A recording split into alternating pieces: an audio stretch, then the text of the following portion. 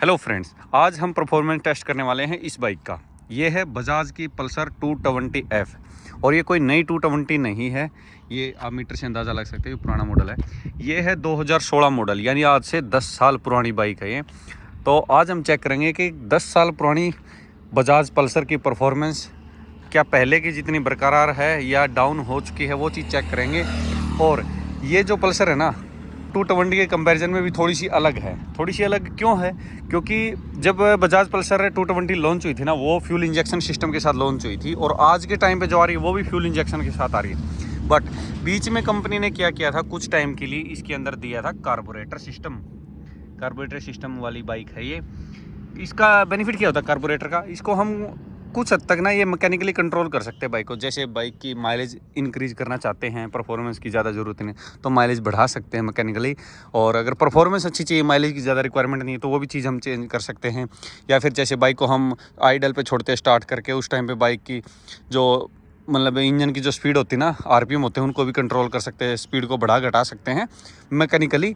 But आज के time में जो बाइक आ रही है ना, वो सारी इलेक्ट्रॉनिकली हैं, उनको हम कुछ भी नहीं कर सकते। ये तो ऐसी बाइक है, अगर इनकी सर्विसिंग वगैरह करना चाहे तो कार्बोरेटर वगैरह तो घर पे ही खोल सकते हैं, कुछ ज़्यादा दिक्कत वाली चीज़ नहीं है ये। तो चलिए अब करके देखते हैं इस बाइक का परफॉर्मेंस टेस्ट कि भाई 10 साल यूज़ करने के बाद इस बाइक की जो परफॉर्मेंस है वो कैसी निकल के आती है। हालांकि ज़्यादा चली नहीं है बाइक, सिर्फ 25,000 किलोमीटर भी नहीं चली है, 24,000 के आसपास चली हुई बाइक है। और वेल मेंटेन्ड बाइक है, ऐसी नहीं है कि भाई इसको रफ़ यूज़ किया गया हो, अच्छे से मेंटेन करके रखा गया बाइक को। तो चलिए देखते हैं इसकी परफॉर्मेंस कैसे निकल के आती है, 0 to 60, 0 to 100, और हर गियर में क्या टॉप स्पीड अचीव करती है, वो चीज़ भी चेक करेंगे इसी वीडियो में। तो चलिए करते हैं टेस्ट को स्टार्ट।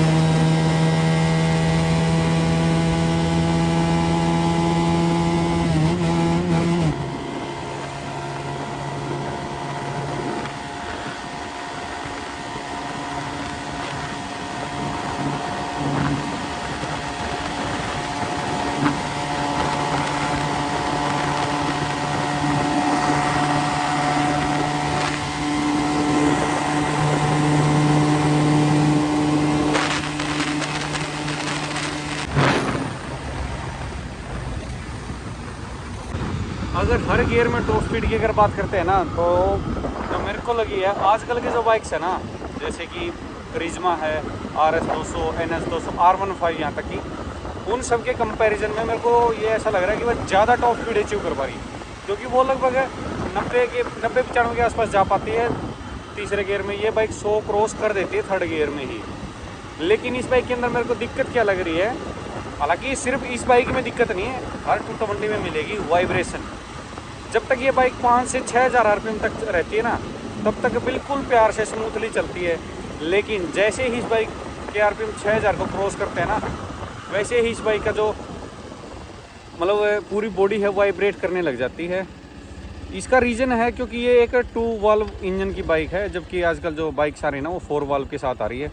तो 2 वाल्व की जो बाइक होती है ना, उनके अंदर आइडल कंडीशन में वाइब्रेशन कम होती हैं 4 वाल्व के कंपैरिजन में। लेकिन हाई आरपीएम पे ये बाइक ना ही तो इतना अच्छा परफॉर्म कर पाती है, और ना ही मतलब इनके अंदर इतनी ज़्यादा रिफाइनमेंट रहती है। काफ़ी ज़्यादा वोकल हो जाता है इसका इंजन हाई आरपीएम पे। तो चलिए एक टेस्ट और करके देखेंगे, और देखेंगे उस टेस्ट में क्या रिजल्ट निकल के आते हैं। चलिए करते हैं सेकंड राउंड को स्टार्ट।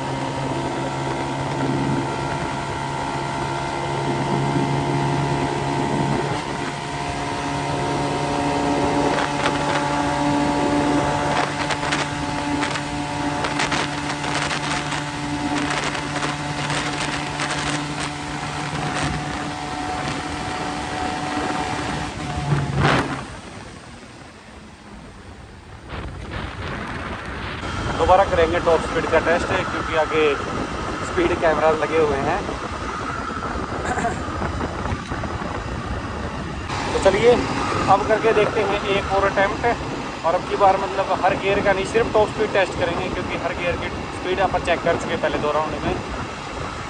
करते हैं टेस्ट को स्टार्ट। ये चलेगा स्पीड कैमरास।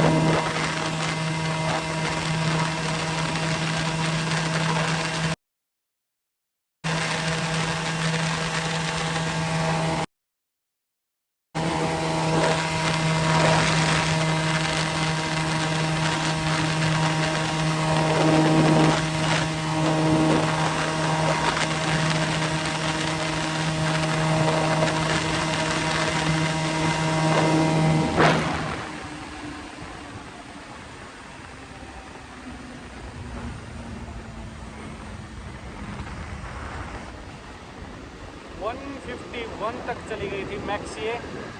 हालांकि अभी तक इस बाइक के अंदर ना लिमिटर नहीं आया था।